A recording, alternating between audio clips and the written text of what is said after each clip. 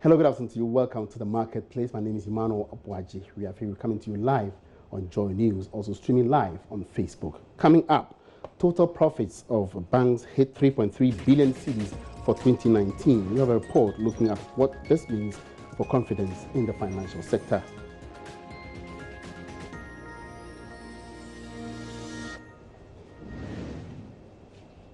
Also in the bulletin, Togolese government says patient quarantined over coronavirus is no more showing symptoms of the disease.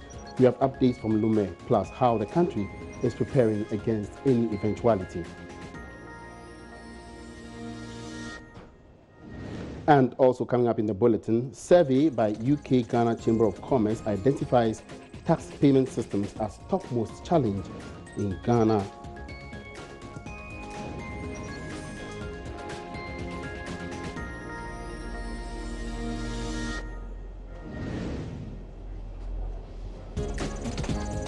We have details for all these stories in the next 25 minutes of business. The marketplace, don't go away.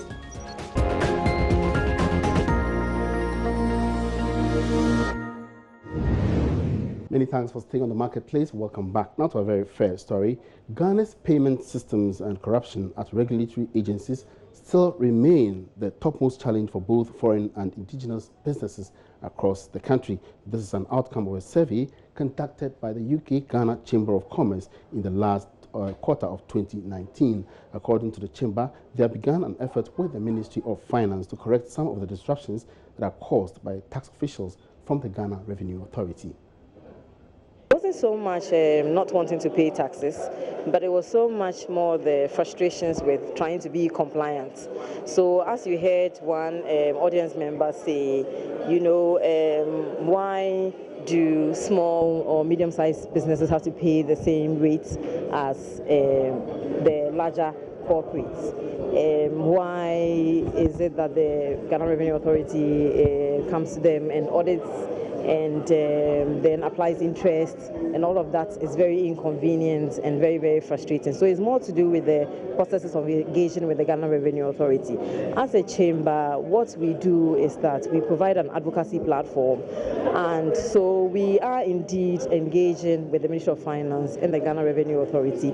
We have engaged with them since our establishment in 2016 and will continue to engage with them to put forward the views of our members and to ensure that we match the concerns of our members with the solutions that they are proffering. Yes. But some of these things are also disruptions to your businesses. Apart from meeting with the government or the GRA itself, what other strategies are some of your members also, or you advocate for some of your members to take in order to avoid some of these things? You know, obeying the law is very, very important, and our businesses are ethical businesses. They want to be compliant with the laws and regulations in this country, and therefore this is why this is a good opportunity for them to flag some of the issues, because of course in obeying the law you don't want it to seem like you're doing it grudgingly, you know, but if you have a concern you have to speak up. So that is what they are doing. Let's now turn our attention to issues of the coronavirus outbreak. The outbreak has led to the cancellation of many international conferences for fear of spreading. Director in charge of meetings, incentives, conferences and exhibition unit of the Ghana Tourism Authority, Pa John Datson, has been speaking with my colleague Odilia in Tiamwa on how Ghana can take advantage of the situation. So the deadly coronavirus has been affecting the aviation sector massively. The footprints on the continent of Africa has been quite little, but the ramifications, the other issues have really some dire consequences on events, on meetings, and several activities on the continent. Well, I'm just seeing this on LinkedIn as an event that was supposed to be held in Africa and, of course, in Ghana here, that has been postponed. That's actually the Avia Development Fair that was supposed to be held right here in Africa, being postponed to September. far. I'm here with actually the director in charge of MICE, meetings, incentives, conferences and events actually at the GTA, to find out from him how does this actually affect revenue in Ghana, his office, and indeed, of course, everything that's happening in Ghana. Welcome. I quickly want to find out from you, how is the coronavirus really affecting anything in Ghana, especially when it comes to MICE? Well, as per your introduction, the coronavirus, we all know the hub of where the virus began was in China, and it's going all over. It looks like it's following an economic route. This is what the WHO, the World Health Organization, is saying, that it's following an economic route in the sense that the majority of areas that it's affecting is actually in the Northern Hemisphere, in Europe, and in America. And because it's also not a very, doesn't dwell well in hot regions, it looks like it hasn't been able to affect the African continent south of the Sahara very, very well, though we are advised to be prepared. What's happening right now is the majority of speakers and attendees, delegates who attend these conferences and events that are held even here in Africa, many of them also come from the Northern Hemisphere, from Europe and America. And obviously there's a risk of travel from those regions into Africa. So individuals are actually making decisions to postpone their travel plans. It's even led to some countries locking down, like Italy has, and people in those regions are being encouraged to postpone their travel plans. Therefore, if it's not extremely important, people are not traveling. And this is affecting the meetings industry across the world. And we've already seen it. A number of meetings and events all over the world are being cancelled. And indeed, it's affecting those happening also in Africa. And a few have been cancelled in Ghana.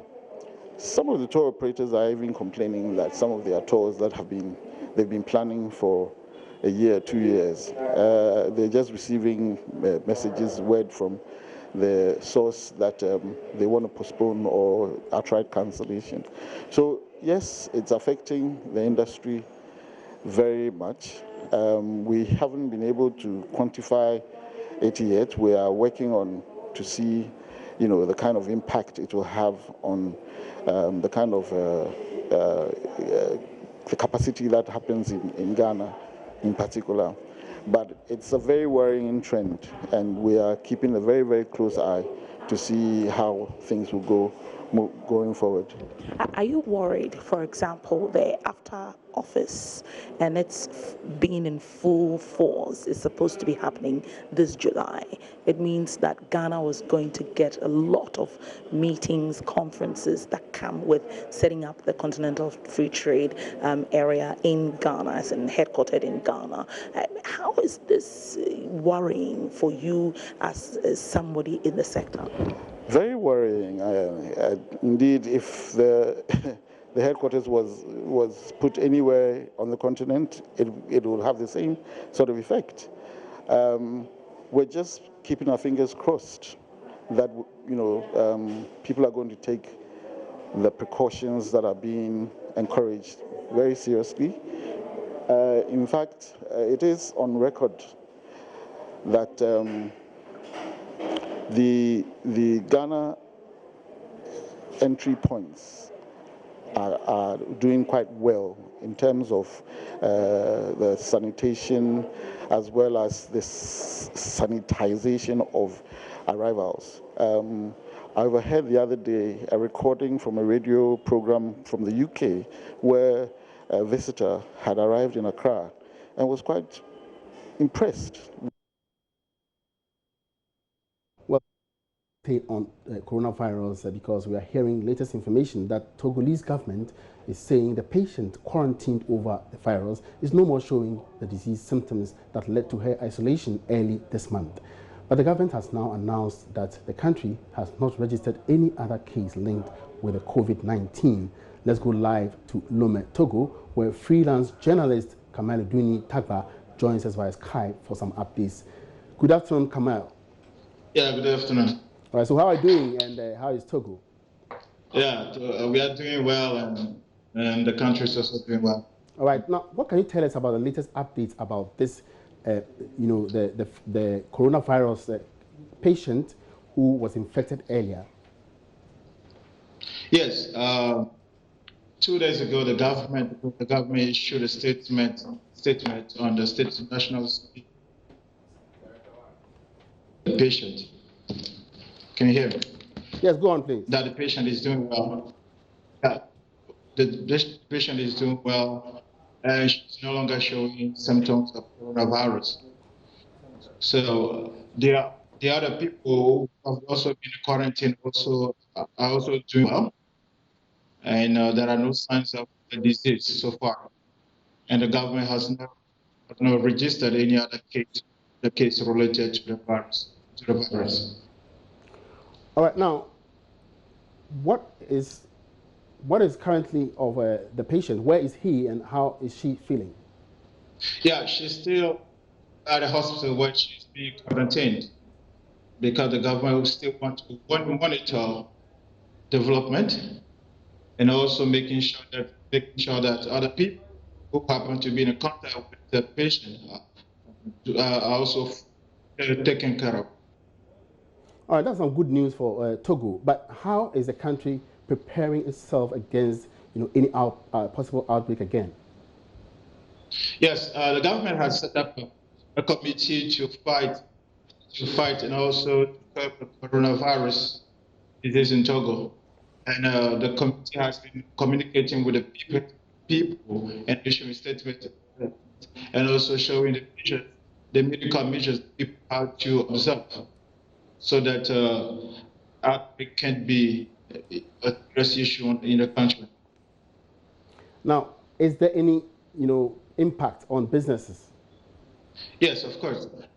A couple of businesses that I know, especially in the tourism sector, happen to lose some business because some tour guides, tour agencies happen to see some of the schedule they have.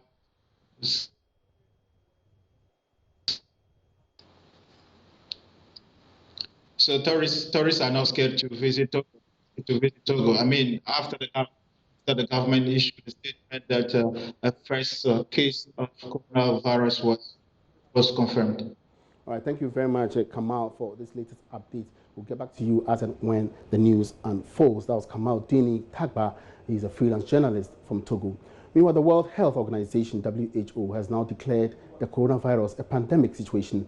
The organization announced the situation yesterday on some international media. In Ghana, the use of disinfectants as a means of limiting the spread of the virus continues to gain popularity as the state of awareness heightens. According to the head of brand development and activation of PC Cousins, Hafsa Rimanta Ata, the demand for disinfectants is high in Ghana, but not as compared with Nigeria. With hundreds of thousands cases of the coronavirus and many that reported issues globally, the World Health Organization yesterday announced the situation is now a pandemic.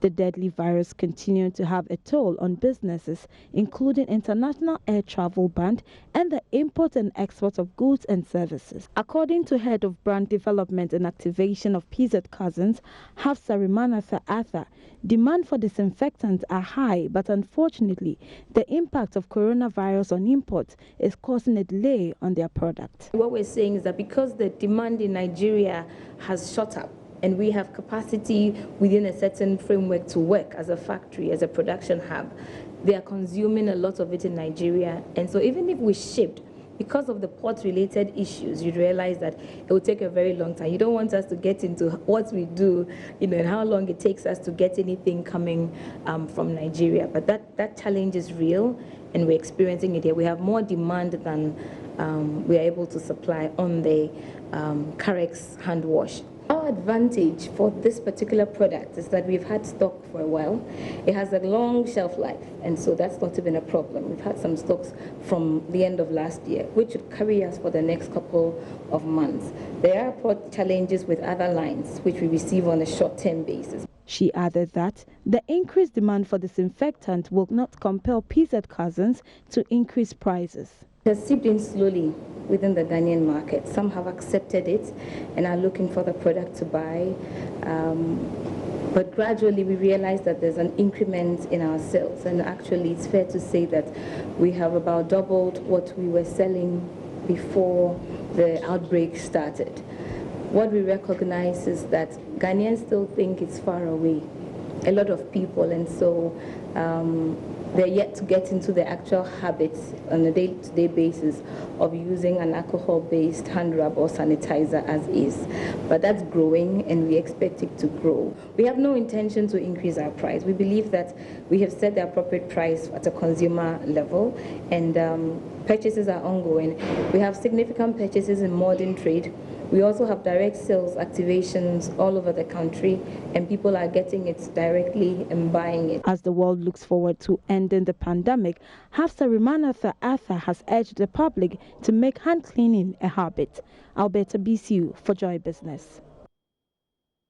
Away from coronavirus now, the Association of Oil Marketing Companies says reducing prices of petroleum products drastically, as expected by consumers, will not happen anytime soon.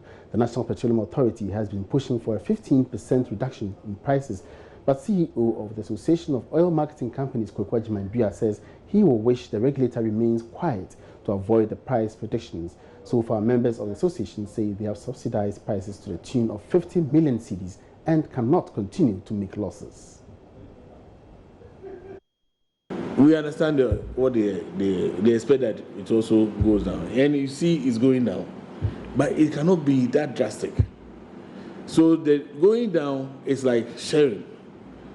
The system, when it's going up, also share. Because going down, what it means is that we need to recover some of the losses we have made.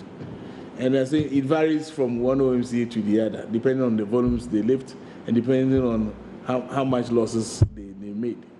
You know, so giving even the same price. So it varies. So you could see that if you go to the market space right now, you see some of them have reduced very well. Some of them also are in the process of doing that. The next window ends, this window ends 16th. So the next window, you see people responding. But what we are saying is that it cannot be as drastic as people expect. If this trend continues, the market dynamics will make sure that there's a conformity to the price reduction, which you will see the quantum coming up. But you know, if you don't take a, tomorrow when the price goes up, what are you going to do? So that's why sometimes if you watch the price, at some point it stabilizes. Even though the oil price might be going up, we don't even increase it. We just stay where we are. Talking about MPA, 15%. I wish you can ask the MPA boss.